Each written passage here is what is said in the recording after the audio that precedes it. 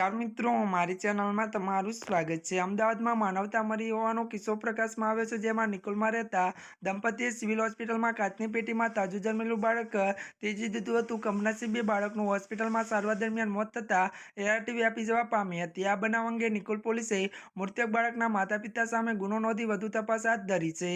વધુ વાત કરીએ તો નિકોલ પોલીસ નિકોલ ત્યાર વિસ્તારમાં પાવર હાઉસ પાસે રહેતા પિતા અને માતા સામે ફરિયાદ નોંધી છે કે દંપતી તારીખ 16ના રોજ ત્યારે પોતાના 4 દિવસના બાળકને સારવાર માટે સિવિલ હોસ્પિટલ લઈ આવ્યા હતા। નવજાત શિશુને તબીબી ત્યારે વધુ ખરાબ હોવાથી હોસ્પિટલના ડોક્ટરે તેને બાળકને કાચની પેટીમાં રાખવાનો નિર્ણય કર્યો હતો।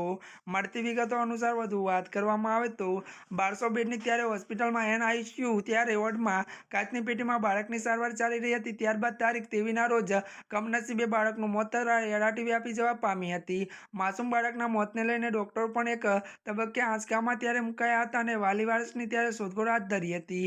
તપાસ કરતા બાળકને મૂકી ગયા બાદ એક સપ્તાહ સુધી માતા પિતા એક પણ વખત હોસ્પિટલ આવ્યા ન હતા।